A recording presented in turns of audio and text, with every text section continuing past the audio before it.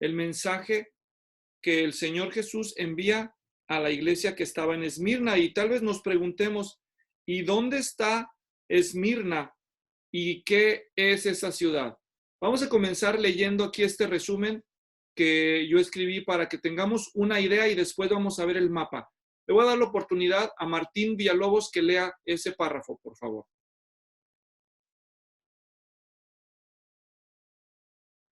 Habilita tu micrófono y lee, Martín. Esmirna, llamada desde 1930 Izmir, está en la moderna Turquía. Actualmente, con sus más de 4 millones de habitantes, es la tercera ciudad más poblada de Turquía, después de Estambul y Ankara, y la segunda en el Mar Egeo, después de Atenas. Esta ciudad fue fundada aproximadamente 3.000 años antes de Cristo. Homero, el autor de la Ilíada y la Odisea, nació en Esmirna 7 siglos antes de Cristo.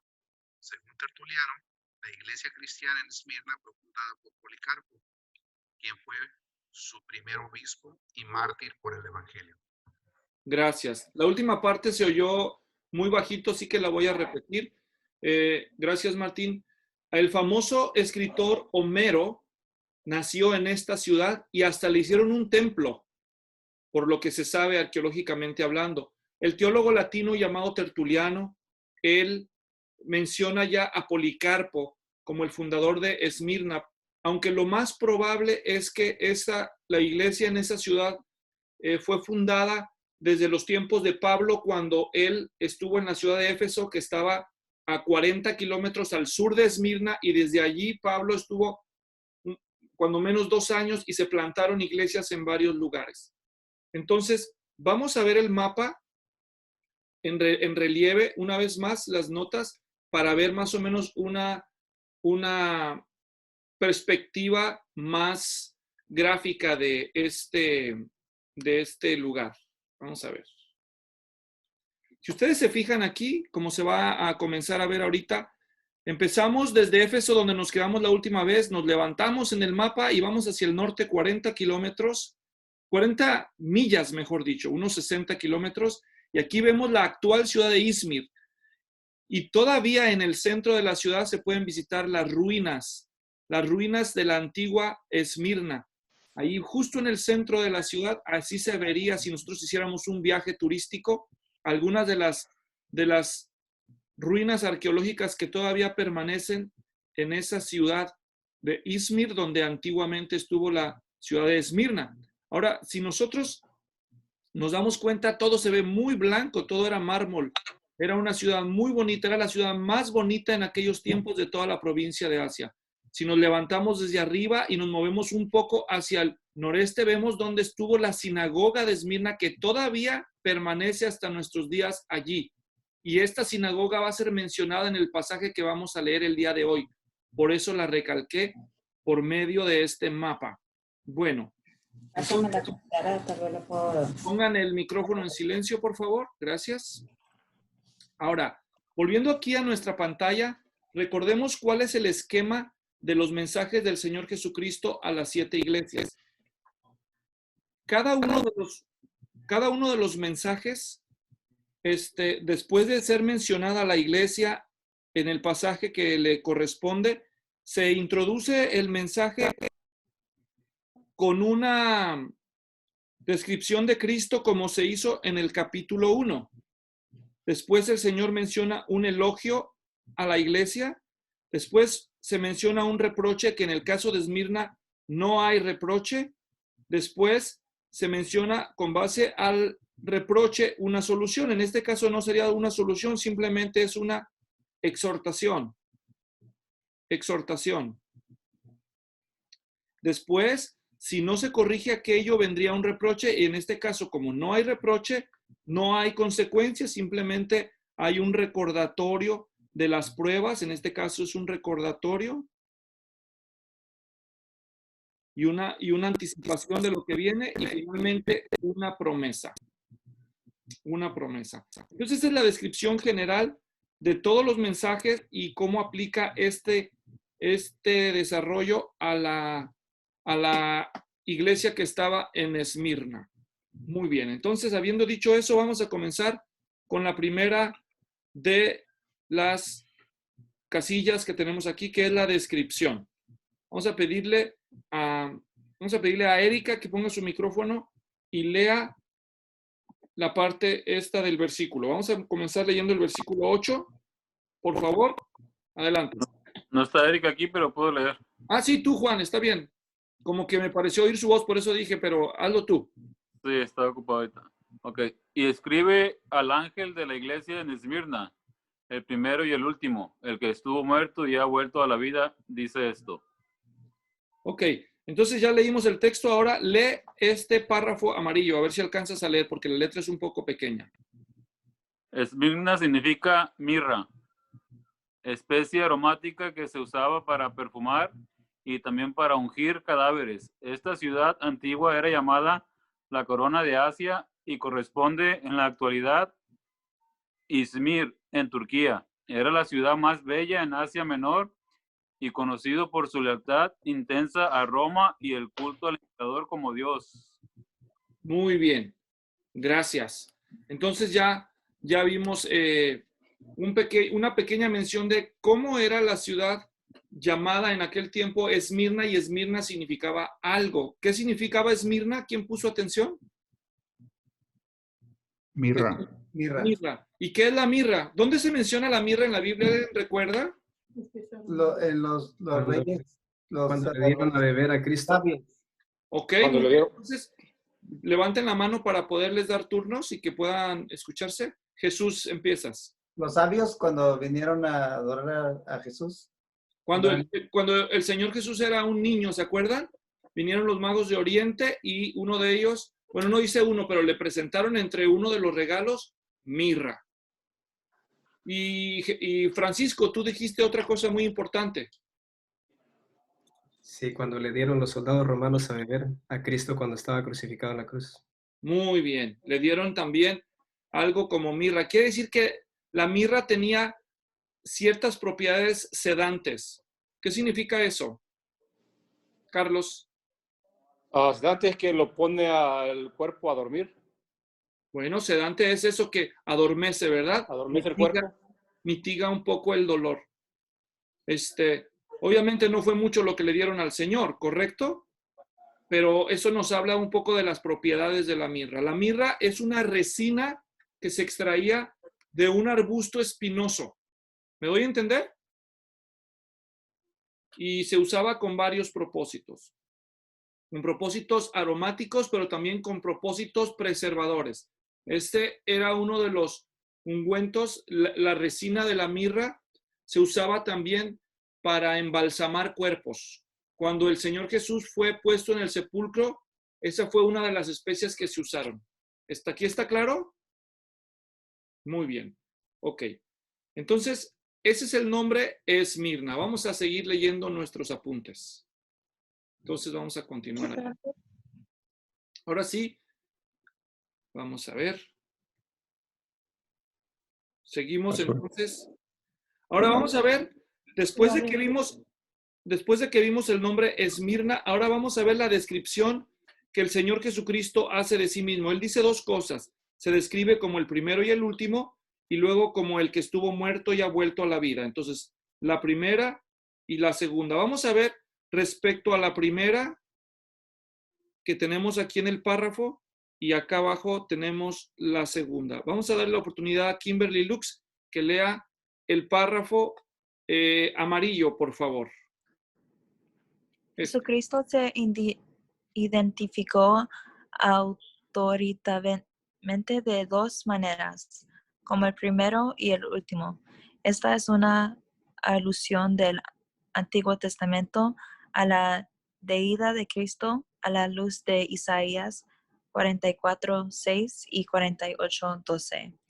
La deidad de Cristo se entiende mediante esta expresión en dos sentidos. Él es eterno, Hebreo 13:8, y Él es soberano, Mateo 28:18, y Judas 1:4 y Apocalipsis 1:5. Él es quien tiene la primera y la última palabra respecto a cada uno de nosotros, como el que murió y resucitó. Esta es una identificación de Cristo crucificado y resucitado. Gracias, Kimberly. Muy bien. Entonces, vamos a observar que lo que Kimberly acaba de decir, ahora sí pueden poner en silencio su micrófono. Dice Cristo que Él es el primero y el último. Ese es un título que se menciona ya desde el Antiguo Testamento y se le aplica al Señor nuestro Dios. Vamos a leer estos dos pasajes que se mencionan aquí, Isaías 44:6 e Isaías 48:12. Para eso voy a llevarlos aquí a la Biblia. Entonces vamos a buscar Isaías 44:6. ¿Alguien puede leer? Rafael, ¿puedes habilitar tu micrófono y leer ese versículo, por favor? Sí, claro. Así dice el Señor, el Rey de Israel y su Redentor, el Señor de los ejércitos: yo soy el primero y yo soy el último, y fuera de mí no hay Dios. Gracias. Y solamente para que quede claro, si ustedes observan aquí, la palabra Señor está en mayúsculas y es lo que la versión Reina Valera traduce como Jehová, ¿verdad? Jehová, Rey de Israel, dice, yo soy el primero y yo soy el postrero, que es lo mismo que decir el último. La Biblia de las Américas, cuando aparece el nombre Jehová, lo traduce con el nombre Señor en letras mayúsculas. Entonces, el primero y el último para cualquier lector judío era inmediatamente una asociación con Yahweh, el Señor Dios de Israel. Otro ejemplo está en Isaías 48:12, que también vamos a leer. ¿Lo puedes leer también, Rafael? Por favor. Óyeme, Jacob, Israel, a quien llamé, yo soy el primero y también soy el último. Gracias.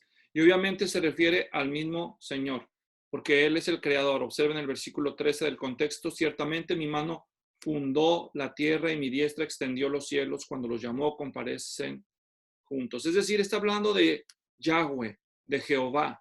Entonces, ¿qué estamos diciendo?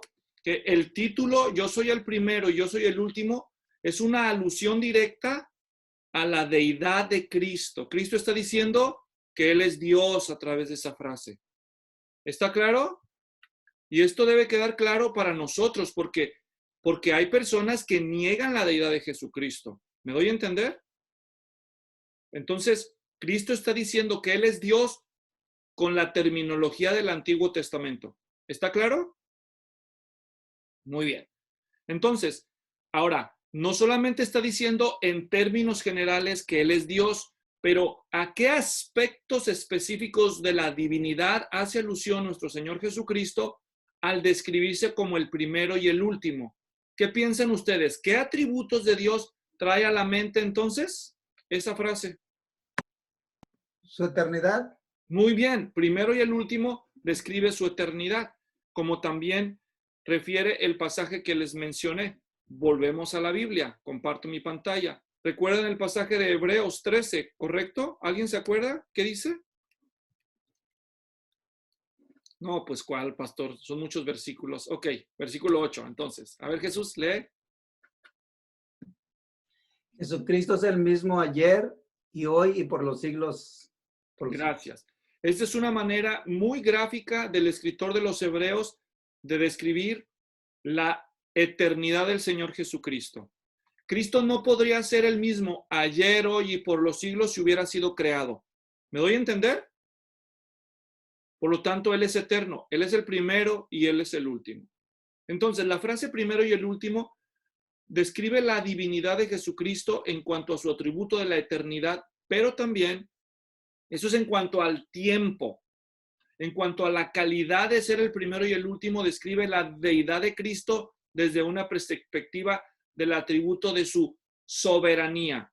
Es decir, no hay nadie antes que Él, no hay alguien después de Él en cuanto a autoridad y no solamente en cuanto a tiempo. ¿Me doy a entender? Entonces, en cuanto a autoridad o a poder, Jesucristo es Dios. La frase soy el primero y el último se refiere tanto al primero y el último en cuanto a tiempo, como al primero y el último en cuanto a la palabra de autoridad de él, lo cual se describe con el atributo de la soberanía. ¿Qué es soberanía? Kimberly, ¿qué entiendes cuando tú oyes la palabra soberanía? Como todopoderoso, no hay límites. Muy bien, exacto, muy bien dicho. Hay otros versículos que respaldan la autoridad soberana de nuestro Señor Jesucristo. ¿Cómo cuáles, Luis? Me preguntarás. Allí mismo en el libro de Apocalipsis, ya en el capítulo 1, en el versículo 5, ¿qué se nos dijo? ¿Alguien quiere leer, por favor?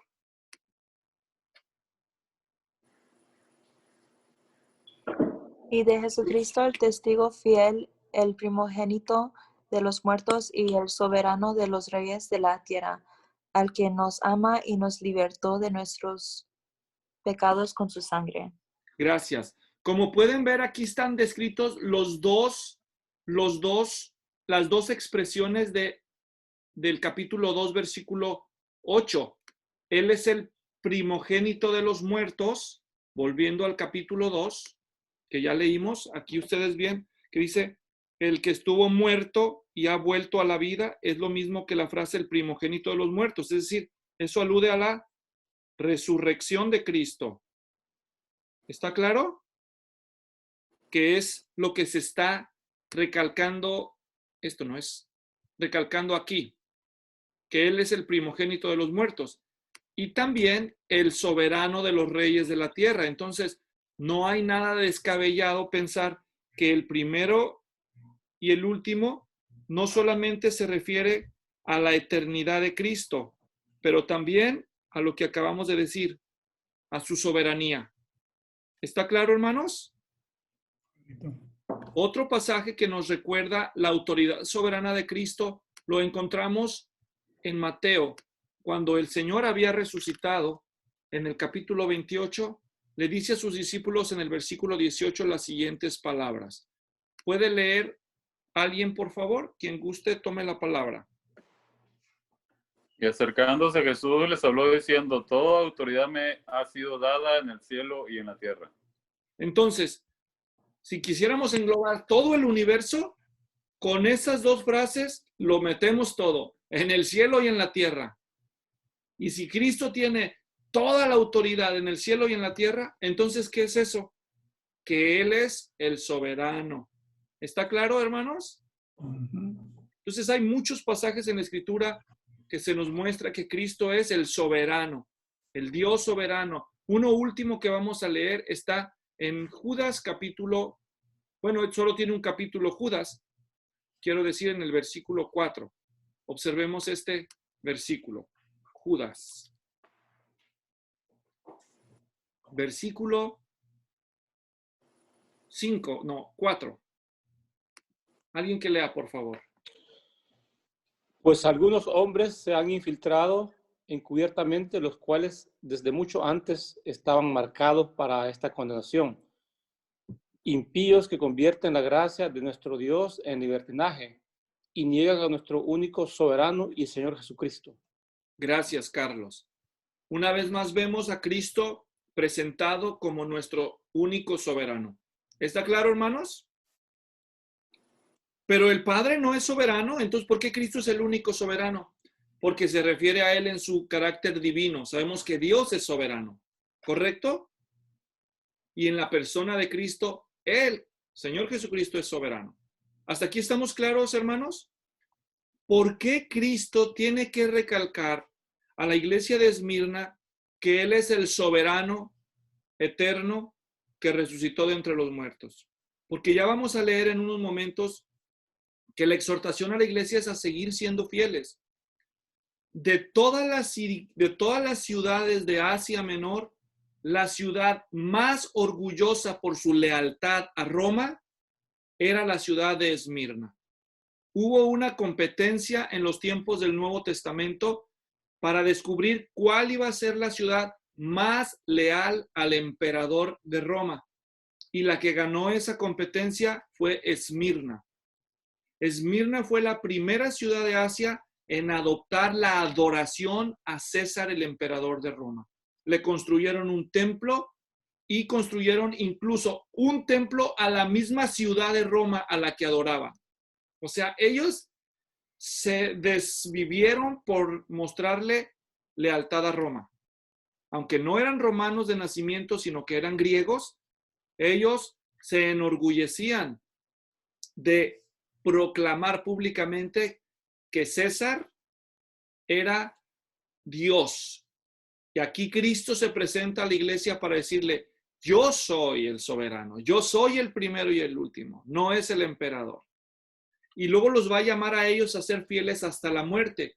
Y por medio de el recordatorio de que Él resucitó de entre los muertos, Él venció la muerte, ya desde la presentación de su persona, está empezando a preparar el mensaje que les va a dar, para animarlos a resistir inclusive el martirio. ¿Hasta aquí está claro, hermanos? Entonces, esto se debe interpretar, como siempre decimos, a la luz del contexto. La descripción de Cristo hace sentido en el contexto de lo que va a decir. ¿Preguntas hasta aquí? ¿No? Bueno, seguimos entonces viendo nuestras notas. Decíamos, pues, que Cristo, a través de su descripción en este pasaje, se presenta no solamente como soberano, pero también Cristo describe como el que murió y resucitó por nosotros. Vamos a seguir entonces leyendo aquí nuestro pasaje. Ahora vamos a pasar al versículo 9. Ya vimos la descripción de Cristo. Ahora nos vamos a concentrar en el elogio que le hace a la iglesia. Y Cristo va a elogiar tres cosas Cristo va a resaltar de la iglesia en Esmirna. ¿Cuál es la primera de esas cosas? César, ¿podrías habilitar tu micrófono y leer? Vamos a primero leer el versículo 9 y después la primera descripción. César, adelante. Sí, yo conozco tu tribulación y tu pobreza, pero tú eres rico. Y la blasfemia de los que dicen ser judíos y no lo son, sino que son sinagoga de Satanás. Gracias, César. Vamos a ver el primer elogio que Cristo hace a la iglesia. Y lo que elogia es la tribulación de ellos. Ahora sí, César, léenos lo amarillo.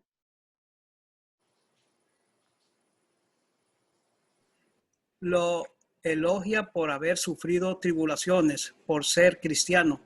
Las tribulaciones, opresiones, eran los problemas que enfrentaban especialmente por causa de su fe. Gracias, César. La palabra tribulación en griego tiene la idea de presión, de ejercer presión, presionar, apretar algo. Y Cristo dice, yo conozco tu tribulación. Y aquí se refiere especialmente a la tribulación por ser cristianos.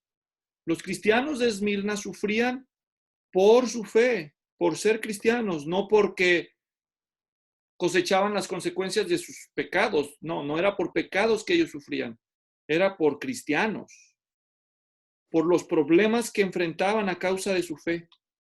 Y Cristo elogia eso. Segunda cosa que Cristo va a elogiar de ellos. Aquí dice claramente su pobreza. ¿De qué está hablando? Vamos a pedirle a alguien más que quiera leer la explicación en amarillo.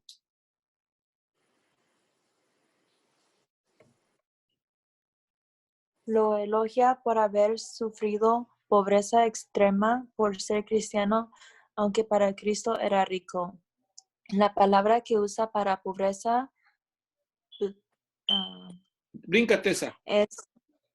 Es aquella que es extrema. Estamos diciendo pobreza extrema. Esta palabrita en griego significa pobreza extrema. También se le traduce miseria absoluta. Yo les he explicado que hay varios tipos de pobres descritos en el Nuevo Testamento.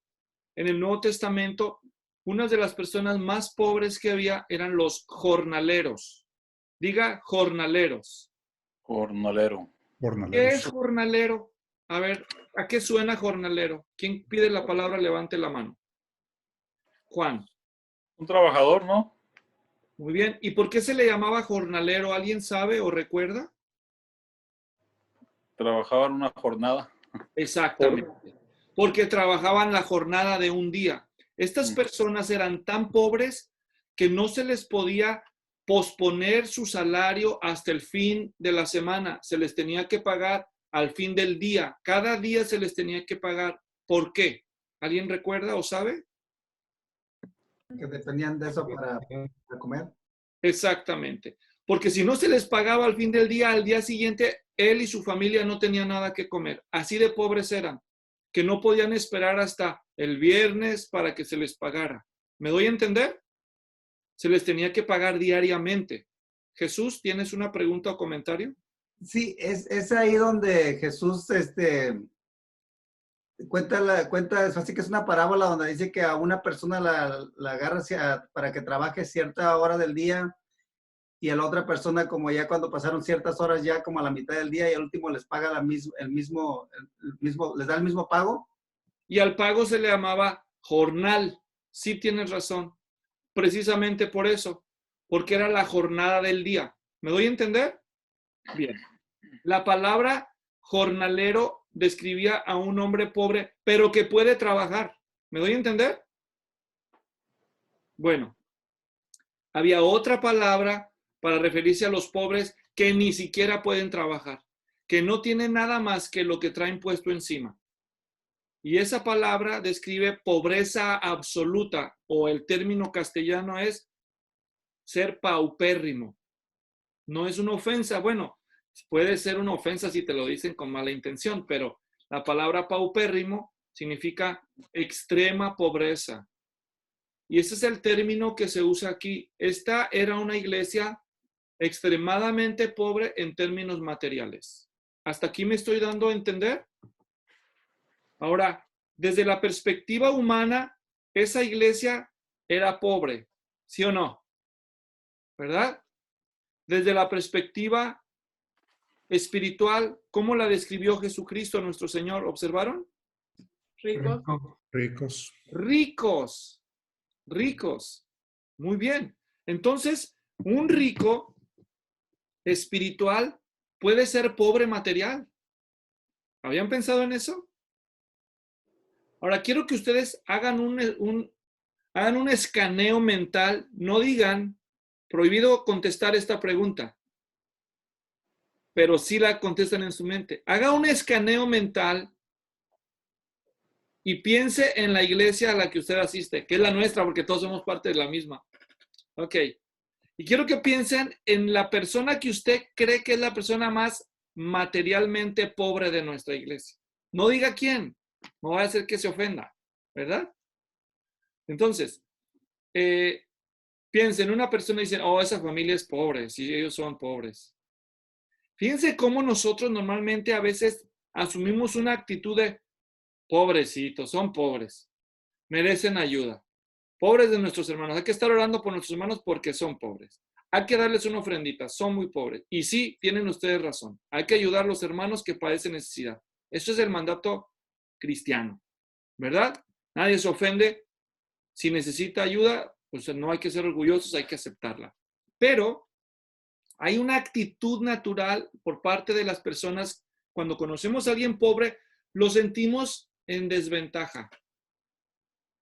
Sorpresa, en el caso de la iglesia en Esmirna, lo que los hombres menospreciaban o consideraban de poca importancia, como es ser materialmente pobre delante de los ojos del Señor Jesucristo, era riqueza espiritual. Ahora, no se confundan. No por ser pobre material, en automático eres espiritualmente rico, ¿verdad que no? Porque puede haber alguien que es muy pobre espiritual y es muy rico material, ¿verdad? Puede ser un hombre muy rico en dinero, en casas, en propiedades, en inversiones, en negocios, y espiritualmente en la miseria, es más, espiritualmente muerto. Eso puede ser y sucede muy común, ¿sí o no? Pero también puede haber pobres que son pobres materialmente hablando y además peor, son más pobres espiritualmente hablando. Entonces, no es garantía de que porque tienes dinero eres espiritualmente pobre y porque eres materialmente pobre eres espiritualmente rico. No funciona así. Qué fácil sería, ¿verdad? Si así fuera, pues deshagámonos de todas nuestras cosas y en automático ya somos espiritualmente ricos. ¿Será esa la solución? Porque ahí abundan falsos maestros que quieren su dinero. Entonces, ustedes facilito pueden mandar su dinero a cualquiera de esos lobos rapaces para que los dejen bien trasquilados materialmente. Y ustedes van a suponer que ya tienen bendiciones espirituales, pero eso no es necesariamente cierto. ¿Está claro? La pregunta que debemos hacernos es, ¿qué hace a una persona y qué hace a una iglesia espiritualmente rica delante de los ojos del Señor? ¿Alguien sabe? ¿Alguna idea? Su fidelidad. A ver, pidan la palabra para que podamos explicarnos mejor. ¿Quién quiere participar? Kimberly. Sorry, ¿qué era la pregunta otra vez? ¿Qué constituye a una persona como rica delante de los ojos de Cristo? Su comunión con Dios, el tiempo que ellos comparten con Dios. Muy bien, muy buena respuesta. ¿Qué más? ¿Quién pidió la palabra? A ver, muéstreme su mano, Rafael.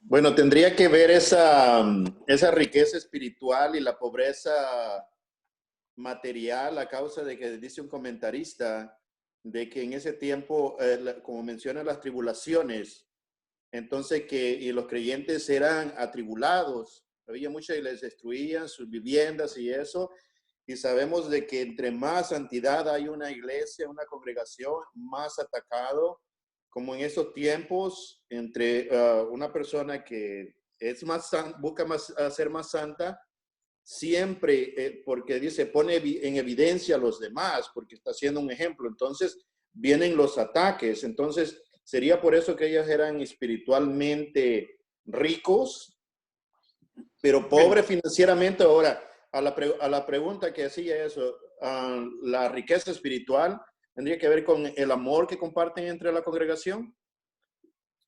Bueno, pues esto que ustedes están diciendo, que también Joana dijo por el canal de YouTube, aprovechamos, le saludamos a ella y a su familia, es verdad. Todas las cosas y todas las virtudes espirituales que nosotros desarrollamos por amor a Cristo y por amor a nuestro prójimo, especialmente por nuestros hermanos en la fe, son formas de demostrar riqueza espiritual. ¿Me doy a entender? Sobre todo en el contexto que estamos nosotros estudiando, los voy a llevar a otro pasaje, adelantándonos un poco, para que ustedes puedan ver un contraste que aclara este punto de la riqueza espiritual. Hay una iglesia a la que Cristo le va a reprochar porque es pobre y miserable. ¿Alguien recuerda cuál es? Bueno, los llevo a Apocalipsis capítulo 3, solo para que recuerden. Es la última de las 7. Es la iglesia en la Odisea. Observen. Apocalipsis 3. ¿Están listos? Observen aquí el reproche de Cristo a la iglesia en la Odisea. Le dice,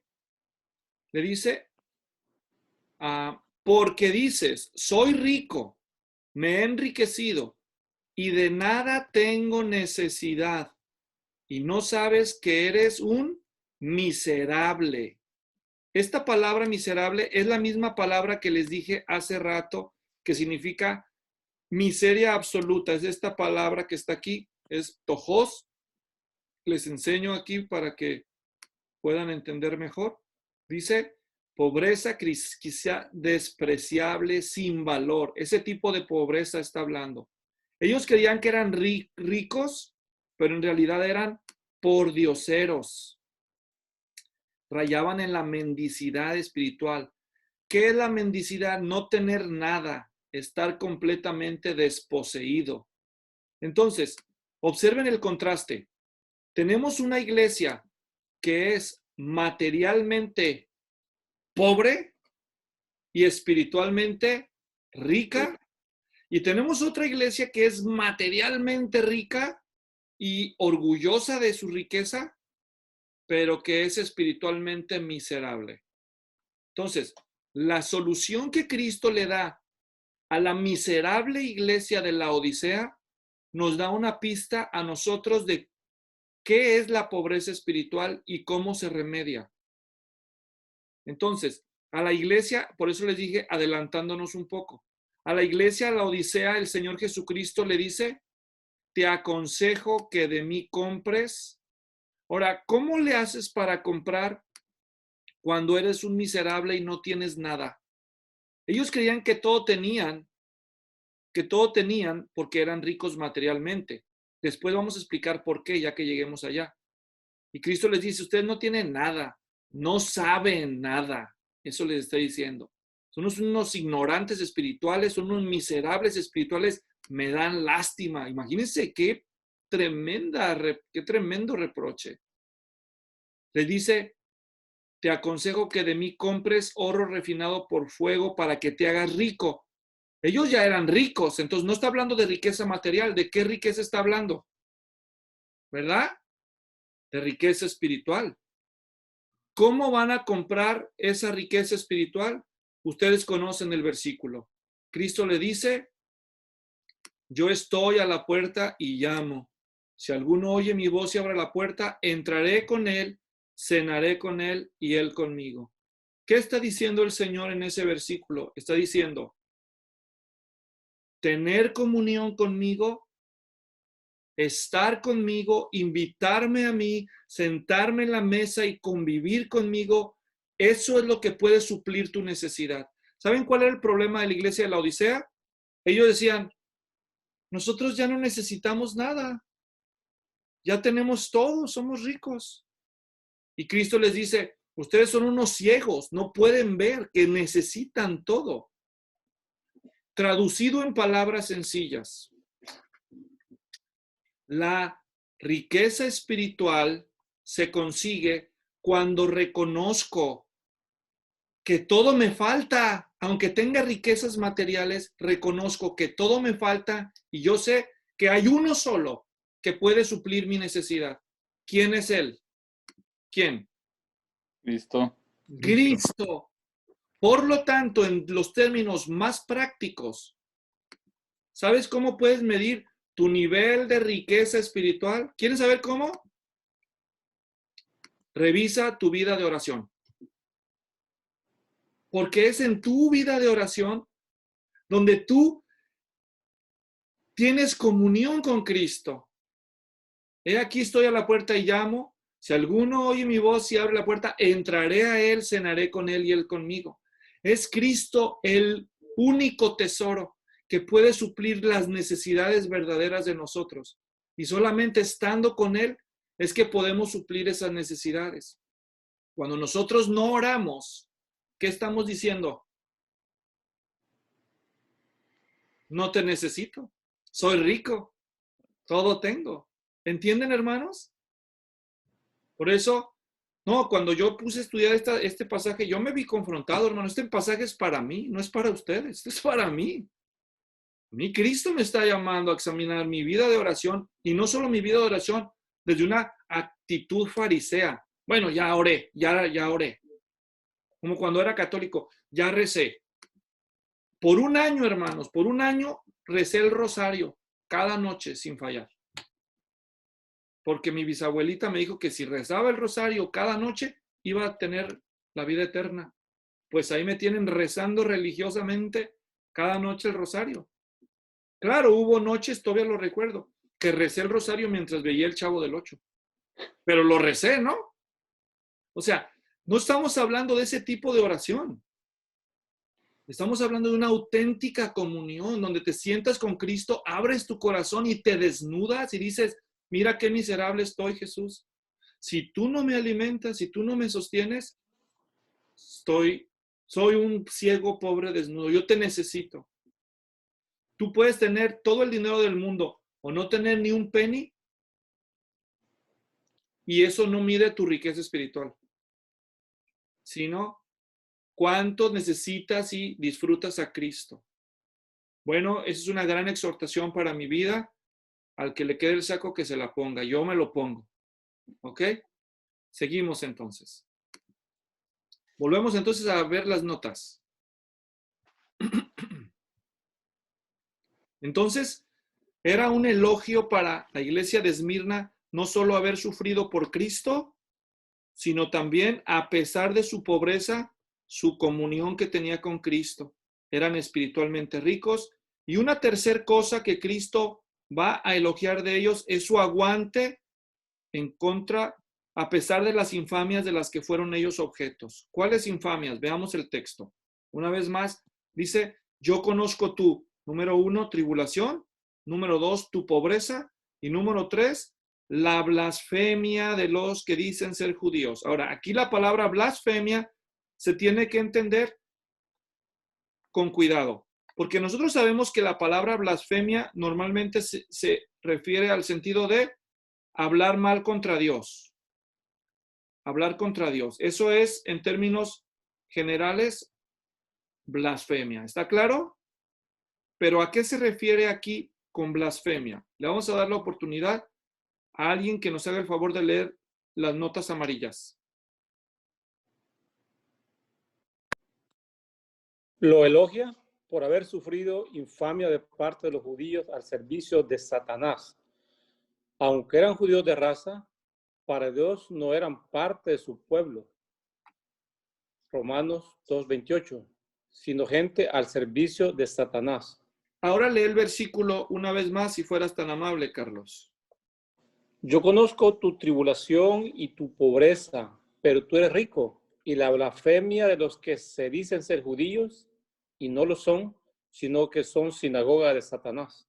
Ahora empecemos por la segunda mitad del versículo a aclarar algunos puntos.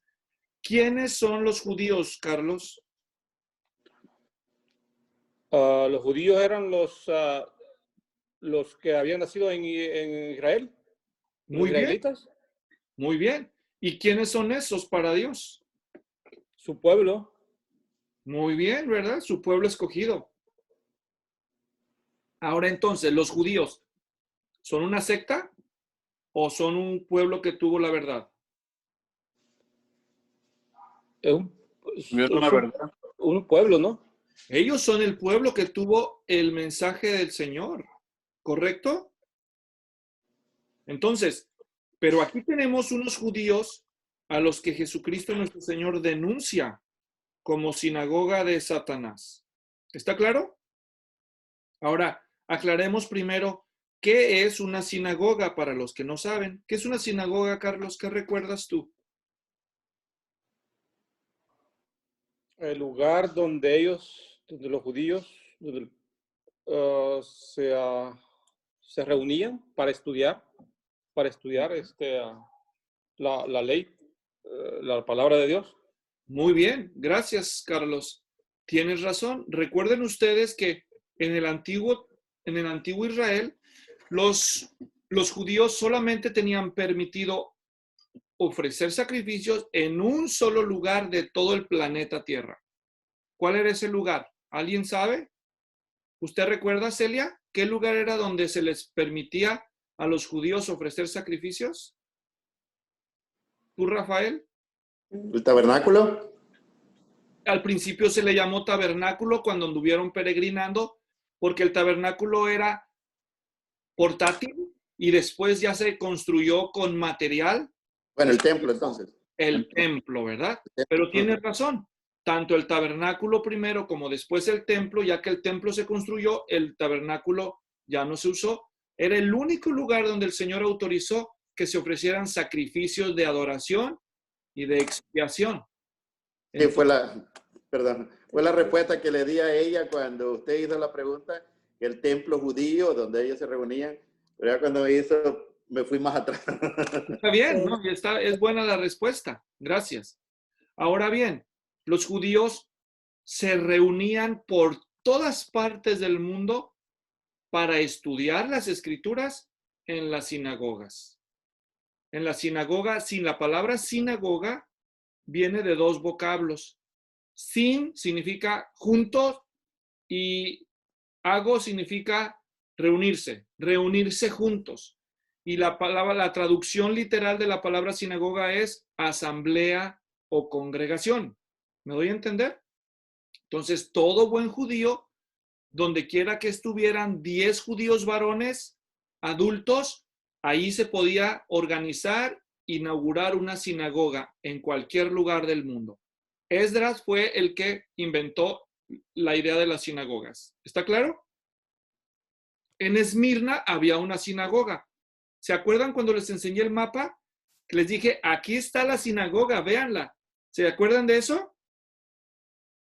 Ahí todavía se tiene identificado dónde estaba la sinagoga, y si tú fueras a Izmir el día de hoy, podrías ver que todavía ahí está la sinagoga judía en la ciudad de Izmir. Aunque actualmente Turquía es un país musulmán y los cristianos tienden a ser perseguidos, Turquía es un país secular que tolera el cristianismo, pero no lo mira con buenos ojos. Pero hasta el día de hoy hay una sinagoga judía en Izmir y también hay cristianos. Fíjense, desde aquellos tiempos, todavía, a diferencia de Éfeso, pero hablaremos de eso más adelante. Ahora, como ustedes pueden ver, aunque los judíos decían ser pueblo de Dios, aquí Jesucristo, ¿cómo los etiqueta? ¿De quién eran sinagoga? Satanás.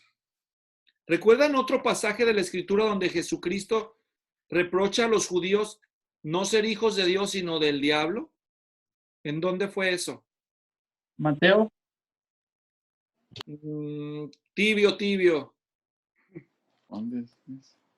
Lucas o Juan. Tibia, tío. Juan ya está calientito. ¿En qué capítulo de Juan? Juan 10. Ya está caliente, pero no tanto. Juan 8:44. Gracias, Carlos. Ese se quemó ya. Es Juan 8:44. Muy bien. Juan 8:44. Vamos a ver ese pasaje otra vez. Juan 8:44. Para los que no recuerdan, apréndanselo. Dice el Señor, fíjense lo que dicen los judíos, según la opinión de ellos, ¿verdad? Según la opinión de ellos, dicen ellos, versículo 39. Ellos le contestaron y le dijeron, Abraham es nuestro padre.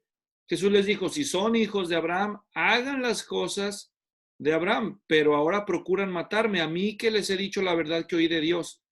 Esto no lo hizo Abraham. Dice, ustedes hacen las obras de vuestro padre. Y ellos dicen en el versículo 41, nosotros no nacimos de fornicación, tenemos un padre, es decir, Dios. Según los judíos, ¿quién era su padre espiritual? Dios. ¿Ellos creían que eran hijos de Dios, sí o no? Sí.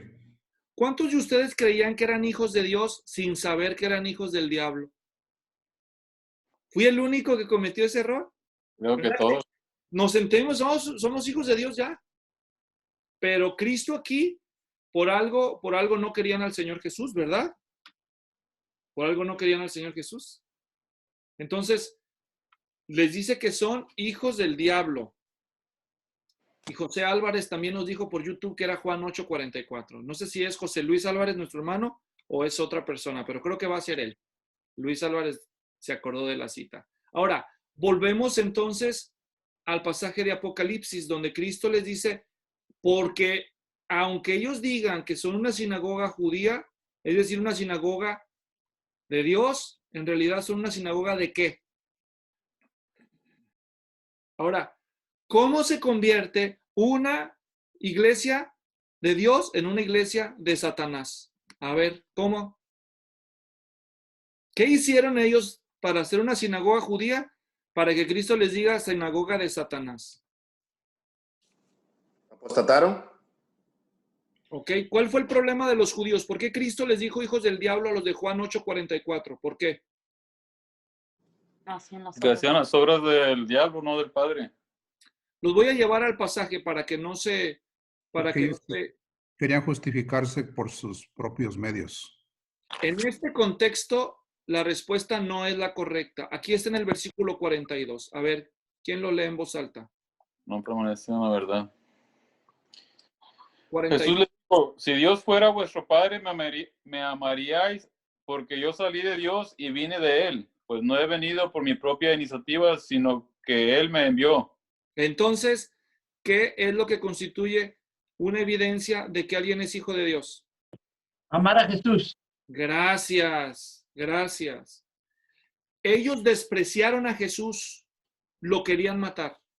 Entonces Dios no era su padre, porque si Dios hubiera sido su padre, hubieran amado al Señor Jesús, hubieran amado a Cristo, no lo hubieran rechazado.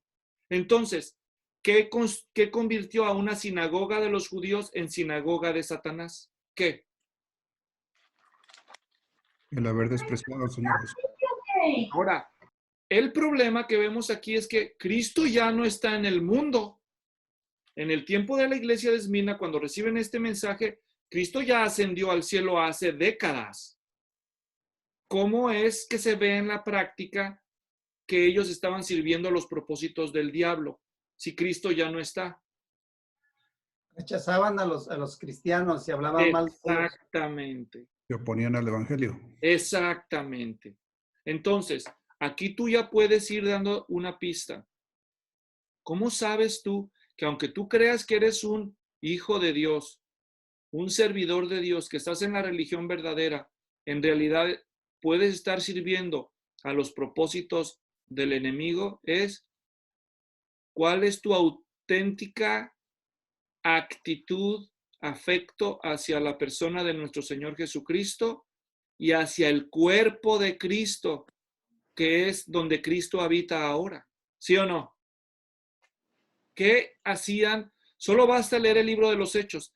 ¿Qué acostumbraban a hacer los judíos contra Pablo y los misioneros cada vez que llevaban el evangelio a las sinagogas? ¿Qué era lo más común que sucedía? Los apedreaban, los encarcelaban. Los perseguían, los rechazaban, hasta los apedreaban y los trataban de matar.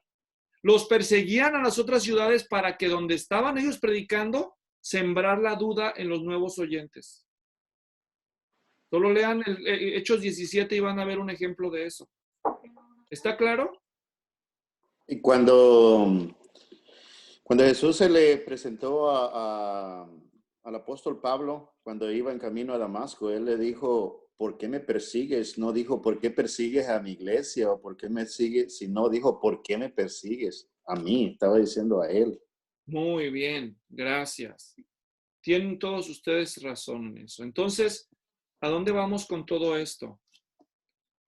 ¿Cómo se ve la obra de Satanás hoy en día? A través de las agencias y las personas que son activamente hostiles y agresivas al mensaje del Evangelio. ¿Me estoy dando a entender? Quiero hacer un hincapié. La única forma en que los judíos de Esmirna podrían ser sinagoga de Satanás es porque ellos eran activos en su ataque contra los cristianos que estaban en la ciudad. Es decir, segurísimo fueron los judíos de Esmirna los que fueron a las autoridades romanas a decirles, ¿ya se fijaron que los cristianos de Esmirna, los cristianos, no están ofreciendo el incienso a César para demostrar que César es Señor? ¿Ya se dieron cuenta que ellos no han conseguido el certificado? Era ley el que no tuviera certificado y lo agarraban, certificado de que no ofreció sacrificio de adoración al emperador, lo arrestaban y lo podían matar. Los únicos que no estaban obligados a hacer eso, ¿quién creen que eran? Los judíos. Bien. Los judíos habían conseguido un permiso para no tener que hacer eso por causa de su religión. Entonces ellos sí, no tenían que ofrecer el sacrificio a César, pero iban a denunciar a los cristianos. ¿Me doy a entender? Eso es servir a Satanás. Ustedes pueden, olvídense del exorcista y esos que tuercen la cabeza y se vomitan de verde. La gente dice, no hombre, ahí está el diablo bien metido en esa señora. Hermanos, eso no importa tanto como la actitud de iniciativa en contra del evangelio, en la persecución de los que predican y viven el evangelio. Esa es una obra satánica. ¿Me estoy dando a entender? Ahora, hay una forma en que sabemos que la iglesia de Esmirna debió ser perseguida, y eso solamente pudo ser porque ellos eran públicos en su fe. Porque si ellos no hubieran dicho nada de que son cristianos en la calle, hermanos, vénganse, cierren la puerta, que nadie nos escuche. Aquí hay que adorar a Cristo querido. Aleluya, aleluya. Shh, shh, bajen la voz. Ahí vienen los judíos. Shh, shh. Ahí vienen los romanos. Que no nos oigan. Los cristianos de Esmirna eran públicos en su fe. No se avergonzaban del evangelio. Salían a la calle y le decían a las personas, Cristo es el Señor. Es el único Señor. Miren, hermanos, el problema que vivimos en la actualidad, como escuché al pastor John Piper hace un tiempo en uno de sus mensajes, decía, el problema que va a enfrentar la iglesia hoy no es un problema cuando salga a las universidades, a los espacios de trabajo, a sus convivencias familiares. No va a toparse con personas que le digan, es decir, no te vas a encontrar un maestro de la universidad que te va a decir algo como esto. Kimberly, a ver, Kimberly, sentémonos, vamos a razonar. ¿Cuáles son las evidencias filosóficas, científicas del cristianismo como verdad? O sea, eso no va a suceder. Lo que va a suceder son personas que van a levantar infamias contra los cristianos, que van a decir cosas como, no, es que los cristianos son intolerantes, los cristianos odian a los homosexuales, los cristianos no respetan las leyes, los cristianos no les importan los derechos de la mujer. Ellos no van a decir, oh, qué bueno que los cristianos defienden la vida antes del nacimiento. Oh, qué bueno que los cristianos procuran la fidelidad conyugal. Oh, no es una discusión acerca de razonemos argumentos. Es infamia. ¿Qué es la infamia? Levantar falsos. Levantar falsos. Hermanos, desde la perspectiva secular, ¿qué son los cristianos? Especialmente los más izquierdistas, los más seculares. Protestantes. Los cristianos son intolerantes. Los cristianos son insubordinados. Los cristianos son ignorantes. Los cristianos son problemáticos. Los cristianos, o sea, ¿se dan cuenta? No hay una actitud de diálogo. Razonemos, cristianos. ¿Cuál es la actitud? Es solo acusaciones falsas e infundadas. ¿O no? Eso es lo que predomina. Te desafío que vayas a la Universidad de Berkeley y te pares ahí y trates de razonar con los estudiantes acerca del cristianismo y sus virtudes morales. No vas a poder. Párate en medio del Black Lives Matter, una protesta ahí, trata de razonar con ellos y vas a ver cómo te va a ir. No se crean, no lo vayan a hacer, ¿eh? No lo vayan a hacer, de veras, no lo vayan a hacer. Si quieren morir jóvenes, pues entonces vayan y háganlo. Pero no se puede razonar. Es una actitud infamosa, mentirosa de Satanás usando personas en contra de la fe. ¿Entienden lo que estoy diciendo? Bueno, ¿qué van a hacer entonces? La única forma en que tú puedes correr ese riesgo, ¿sabes cuál es? Cuando eres público en tu fe. Porque cuando tú adoras nada más en tu iglesita con las puertas cerradas, ¿quién se va a ofender ahí si todos piensan igual que tú? ¿O no? Es cuando lleves tu fe a la universidad, es cuando llevas tu fe al negocio, es cuando llevas tu fe entre tus parientes no cristianos, es cuando sacas tu fe de las cuatro paredes de las reuniones, cuando tú corres los riesgos de que te infamen.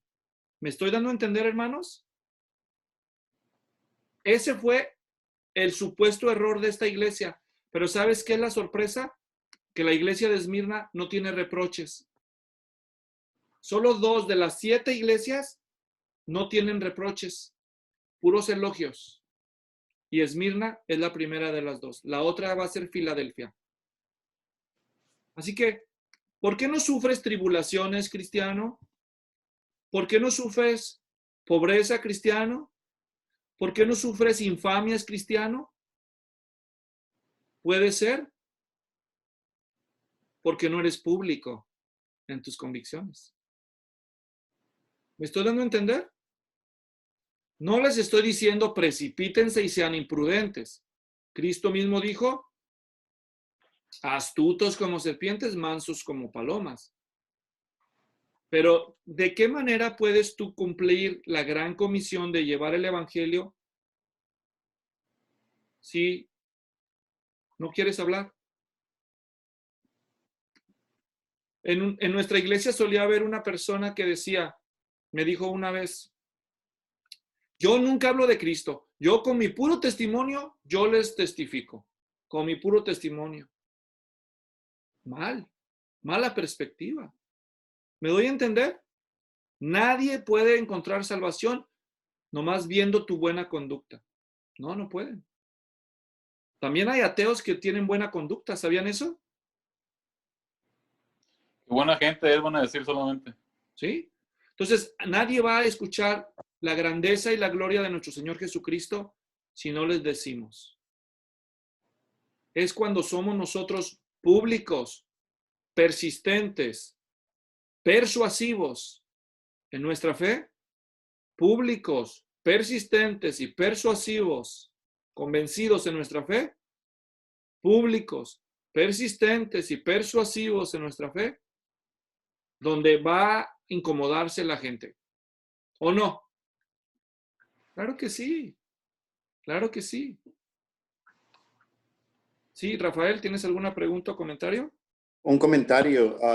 Ahora, preparándome, antes de comenzar la clase, estaba leyendo un poco acerca del estudio que estamos llevando y un comentarista hablaba en eso de las tribulaciones, que Jesús venció en la cruz a Satanás, pero por ahora está libre por servir un propósito en nuestra salvación, y es probarnos a nosotros los cristianos. Y para mí fue de gran gozo leer eso, porque me acordé cuando Job vivía una vida feliz y Dios le dio permiso a que lo tocara, y donde él fue probado, Job, y esa es la prueba donde dice para que nosotros los creyentes podamos ser probados, los que somos verdaderos creyentes, porque si no podemos soportar esas tribulaciones, como dice en Primera de Pedro 1:6, en lo cual vosotros os alegráis, aunque ahora por un poco de tiempo, si es necesario, tengáis que ser afligidos en las diversas pruebas.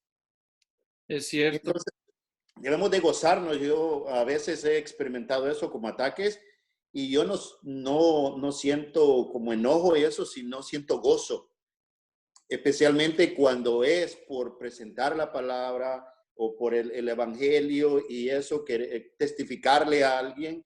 Y cuando se siente uno atacado, me acuerdo de esos pasajes y digo yo, gloria sea al Señor. Estas son las palabras que él anunció en que debemos de pasar, y debemos de encontrar gozo en ellos en vez de sentirnos enojados. Cierto. Gracias, Rafael. Por cuestiones de tiempo vamos a ir terminando nuestro estudio en este punto, pero no sin antes nada más compartir un versículo más con ustedes. Recuerden las palabras de Romanos capítulo 2, versículo 28, donde Pablo escribe, inspirado por el Espíritu del Señor: no es judío el que lo es exteriormente, ni la circuncisión es la externa en la carne, sino que es judío el que lo es interiormente. Los judíos presumían de ser el pueblo de Dios solo por tener sangre hebrea, porque sus varones habían pasado por el rito de la circuncisión, pero sus corazones eran incircuncisos espirituales porque no resolvieron su problema de pecado aceptando a Cristo como el Señor, el Mesías. Termino volviendo al versículo 9 de Apocalipsis 2, donde leemos al final, dice el Señor: les dice, no sé si observaron cómo empieza el versículo, yo conozco tanto la tribulación como la pobreza de ellos y la infamia que tenían que soportar. Cristo dice, yo conozco. Cristo conoce muy bien los padecimientos de sus santos. Y el hecho de que Cristo diga, yo conozco, no nada más es un conozco informativo. No es Cristo diciéndoles, para su información, señores cristianos, sí sé que están sufriendo, ¿eh? Bueno, ahí nos vemos, adiós. O sea, ¿para eso les dice yo conozco? Obviamente no. Esa notificación de Cristo de yo sé lo que están sufriendo tiene una implicación obvia. Significa, yo sé lo que están sufriendo y voy a hacer algo al respecto. No se va a quedar así esa impune tortura o denuncia que están haciendo contra ustedes, es infamia. Cuando Cristo dice, yo conozco, implica un conocimiento activo. En este caso, en el contexto, significa el hecho de que Cristo conoce que sufrimos por causa del Evangelio, significa que Él va a hacer justicia. Es decir, a nuestros agresores, Cristo les va a llamar a cuentas. Y a los siervos fieles del Señor, su justicia representa recompensa. Yo no sé que tú puedas estar sufriendo por ser cristiano o cristiana, pero Cristo lo sabe. Así que eso es un motivo de ánimo. En la próxima enseñanza vamos a ocuparnos de ver la última parte de del mensaje a la iglesia